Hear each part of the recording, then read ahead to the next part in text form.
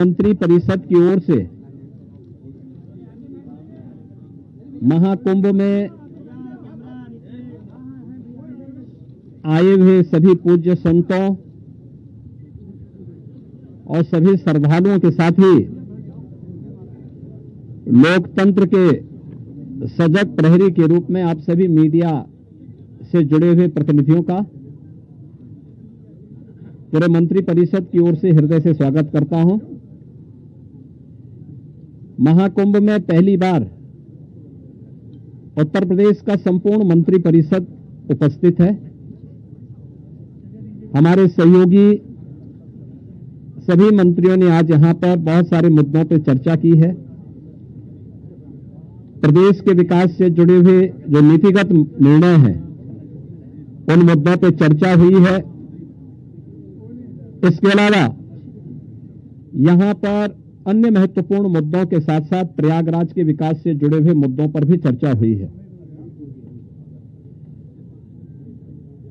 इस अवसर पर जिन मुद्दों पर आज यहां चर्चा हुई है उनमें खासतौर पर प्रदेश सरकार के जो महत्वपूर्ण मामले हैं उनमें से उत्तर प्रदेश की जो एरोस्पेस और डिफेंस एंड एम्प्लॉयमेंट से संबंधित जो पॉलिसी है उस पॉलिसी 2024 ये 2018 में हमने बनाई थी, उसी पॉलिसी के 5 साल पूरे हो चुके हैं। अब उसको नए सिरे से बनाने की व्यवस्था की गई है। इस पॉलिसी को यहाँ पर अब हम लोगों ने बड़े निवेश को आमंत्रित करने के लिए उसमें नए इंसेंटिव की घोषणा की है। आज इस पे चर्चा हुई है। एफडीआई के अंतर्गत और फॉर्च्यून 500 में जो निवेश प्रदेश में हुआ है उस निवेश के अंतर्गत इंसेंटिव वितरण करने की व्यवस्था और उसको उतनी प्रतिपूर्ति शासन यूपी सीडा को कर रहा है और सीडा ने यूपी सीडा उसके माध्यम से करेगा। कुछ नए निवेश के प्रस्ताव यहां पर आए हैं जिन्हें लेटर ऑफ इंटेंट यहां पे आज जारी हो रहे हैं। इनमें एक मिर्जापुर का है, 10,000 करोड़ रुपए से अधिक का निवेश का है, एक मुरादाबाद का है और अन्य 2 प्रस्ताव जिन पर आज यहां पर लेटर ऑफ इंटेंट के बारे में चर्चा हुई है। युवाओं को स्मार्टफोन और टैबलेट उपलब्ध कराने की भी स्कीम को यहां पे व्यवस्था दी गई है और यह युद्ध स्तर पर अगले कुछ समय के लिए सरकार ने इसके लिए धनराशि की व्यवस्था की। इसको हम उस कार्यक्रम की भी चर्चा हुई है। बलरामपुर में सरदार अटल बिहारी वाजपेयी जी की कर्म भूमि रही है। उन्हीं के नाम पर जो केजीएमयू का सैटेलाइट सेंटर था उसे मेडिकल कॉलेज के रूप में स्थापित करने और मेडिकल कॉलेज में नेक्स्ट सेशन में उसको संचालित करने का निर्णय लिया गया है। इसके अलावा पीपीपी मोड पर 3 नए जनपदों में मेडिकल कॉलेज के निर्माण की कार्रवाई जिनमें बागपत, हाथरस और कासगंज इन 3 जनपदों में नए मेडिकल कॉलेज निर्माण की सहमति पर भी आज यहां पर सरकार ने अपना किया है। टाटा टेक्नोलॉजीज के साथ में मिलकर के प्रदेश के अंदर 62 आईटीआई को 5 centre of invention and incubation and training centre की स्थापना के बारे में भी एक नए प्रस्ताव को जो एक प्रकार का हब एंड स्पोक मॉडल होगा और मॉडर्न एज कोर्सेज के साथ उत्तर प्रदेश के युवाओं को जोड़ने के लिए कार्यक्रम के साथ सहमति भी आज मंत्री परिषद ने यहां पर इस प्रस्ताव को भी दिया है। इसके अलावा प्रदेश के अंदर एक अभियोजन डायरेक्टरेट की घोषणा की भी व्यवस्था मंत्री परिषद ने उसको अपनी सहमति दी है और प्रयागराज, वाराणसी और आगरा ये जो म्युनिसिपल कॉरपोरेशन है हमारे, इन 3 महत्वपूर्ण म्युनिसिपल कॉरपोरेशन में तीनों के बॉन्ड जारी होंगे। अब तक हमने लखनऊ और गाजियाबाद के बॉन्ड जारी किए थे जिसके बहुत अच्छे रिजल्ट सामने आए हैं। यह म्युनिसिपल कॉरपोरेशन की ब्रांडिंग करने का, उसके विकास को आगे बढ़ाने का एक महत्वपूर्ण माध्यम होता है और एक नई दृष्टि मिलती है और एक पहचान मिलती है संबंधित कॉरपोरेशन को। यहां पर आप प्रयागराज प्रयागराज के महत्व को आप देख रहे हैं। वैश्विक मंच पर इस समय हमारा प्रयागराज छाता हुआ दिखाई दे रहा है। जिस श्रद्धा के साथ पिछले एक सप्ताह के अंदर 9.25 करोड़ से अधिक श्रद्धालुओं ने संगम में आकर के पावन स्नान का आनंद लिया है, अनुभूति की है, वह यानी अविस्मरणीय है, अकल्पनीय है। तो प्रयागराज म्युनिसिपल कॉरपोरेशन प्रयागराज के लिए एक सुपर स्पेशलिटी हॉस्पिटल के लिए एक बॉन्ड जारी करने जा रहा है। ऐसे ही आगरा के लिए एक बॉन्ड जारी होने जा रहा है। वहां से संबंधित जो आवश्यकता है वहां का म्युनिसिपल कॉरपोरेशन जारी करेगा। और वाराणसी काशी विश्वनाथ धाम आदरणीय प्रधानमंत्री जी की प्रेरणा से बनने के बाद काशी वैश्विक पटल पर छा रहा है। तो स्वाभाविक रूप से 3 म्युनिसिपल कॉरपोरेशन के बॉन्ड जारी करने की कार्रवाई को भी यहां पर आज घोषणा के साथ हम लोगों ने इसको जोड़ा है। मित्रों, प्रयागराज के इस महाकुंभ को ध्यान में रख करके और प्रयागराज के साथ साथ इस पूरे क्षेत्र का एक सस्टेनेबल डेवलपमेंट के कार्यक्रम के साथ जोड़ने की कार्रवाई आदरणीय प्रधानमंत्री जी की प्रेरणा से इसको आगे बढ़ाने के लिए सरकार ने तय किया है कि इसको लेकर के हम लोग जो आदरणीय प्रधानमंत्री जी का विजन है, जैसे लखनऊ में हम लोगों ने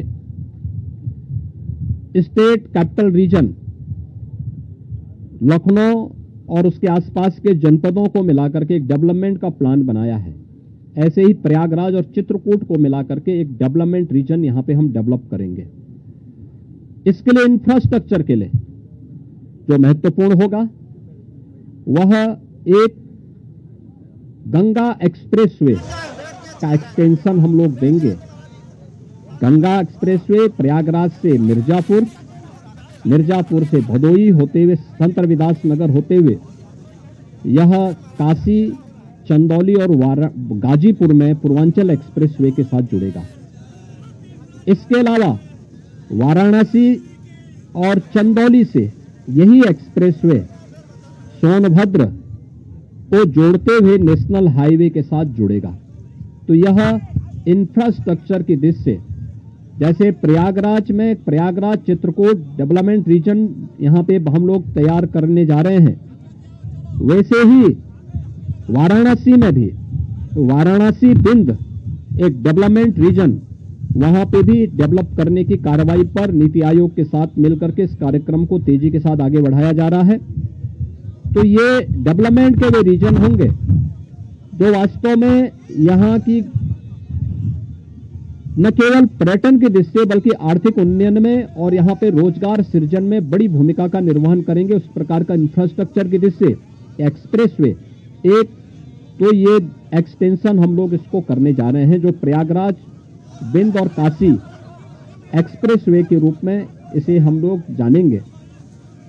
दूसरा है चित्रकूट से चित्रकूट और प्रयागराज के गंगा एक्सप्रेसवे को जोड़ने के लिए बुंदेलखंड एक्सप्रेसवे को गंगा एक्सप्रेसवे के साथ यहां पर भी जोड़ने की एक कार्रवाई को आगे बढ़ाना, जो चित्रकूट से चित्रकूट की दूरी को प्रयागराज के साथ जोड़ सके और रीवा हाईवे जो नेशनल हाईवे है, इस हाईवे को भी एक सुविधा इस एक्सप्रेसवे के साथ, गंगा एक्सप्रेसवे के साथ या फिर बुंदेलखंड एक्सप्रेसवे के साथ जुड़ने का एक अवसर प्राप्त होगा।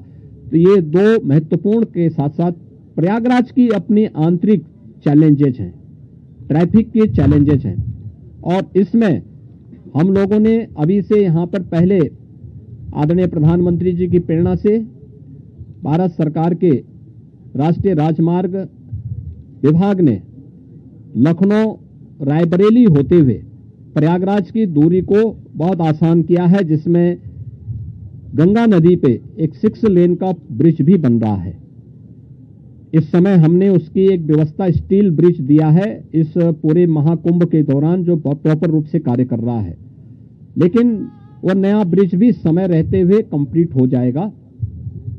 ऐसे ही अन्य कनेक्टिविटी के लिए यहां से मिर्जापुर, जौनपुर, वाराणसी, आजमगढ़, गोरखपुर की कनेक्टिविटी को बनाए रखने के लिए यहाँ पर जो मांग हो रही थी प्रयागराज शहर की तरफ से सलौरी और हेतापट्टी के बीच में, झूसी के बीच में इस पूरे ब्रिज को बनाने की एक कार्रवाई को, 4 लेन के एक ब्रिज को सरकार इसको बनाएगी। दूसरा, रीवा की तरफ से और जो आपके अरेल की ओर से जो यहाँ पे प्रेशर है यमुना जी के ब्रिज पे, सिग्नेचर ब्रिज आज से 20 साल पहले बनकर के तैयार हुआ था। आज यहाँ पर उसकी दृष्टि बहुत महत्वपूर्ण आवश्यकता यहाँ पर है कि उसके पैरेलल एक नया ब्रिज बने। तो सिग्नेचर ब्रिज के पैरेलल यमुना जी में भी एक नए ब्रिज को हम अपनी सहमति, कैबिनेट ने अपनी सहमति दी है कि हाँ, शास्त्री ब्रिज के पैरेलल तो हम उसके साथ कर ही रहे हैं और इसको भी हम उसके साथ जोड़ेंगे। तो ये महत्वपूर्ण घोषणाएं प्रयागराज के इंफ्रास्ट्रक्चर, यहाँ के सस्टेनेबल डेवलपमेंट की दृष्टि से, डेवलपमेंट और रोजगार की दृष्टि से और आने वाले समय में यहाँ के नागरिकों के जीवन स्तर को और बेहतर बनाने की दिशा में जो आदरणीय प्रधानमंत्री जी की प्रेरणा है उसको आगे बढ़ाने के लिए ये कुछ घोषणाएं आज यहाँ पर कैबिनेट ने जिस पे चर्चा की है, अपनी सैद्धांतिक सहमति दी है।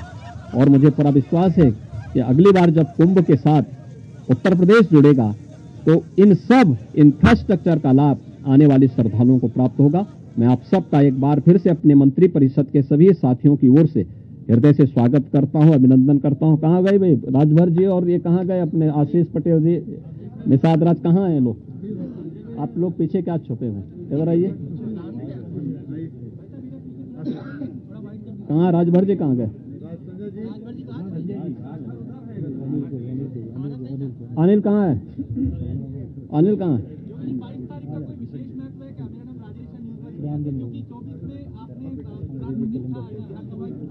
हाँ, तो इसीलिए तो यहाँ पे ये प्रभु की ही कृपा है। प्रभु आज ही के दिन 500 वर्षों के बाद अयोध्या में विराजमान हुए थे और आज पहली बार उत्तर प्रदेश का पूरा मंत्री परिषद आज यहाँ पर आया है। और मुझे लगता है कि अगले कुंभ की क्या स्थिति होती है, लेकिन उसका इंफ्रास्ट्रक्चर उत्तर प्रदेश का ये मंत्री परिषद आदरणीय प्रधानमंत्री जी की प्रेरणा से यहाँ पर प्रयागराज की धरती पर प्रस्तुत कर रहा है। और मुझे विश्वास है कि इसको जैसे प्रयागराज की कायाकल्प पिछले 6 वर्ष के अंदर हुई है, ये इंफ्रास्ट्रक्चर प्रयागराज को एक वैश्विक पहचान दिलाने में सफल होगा।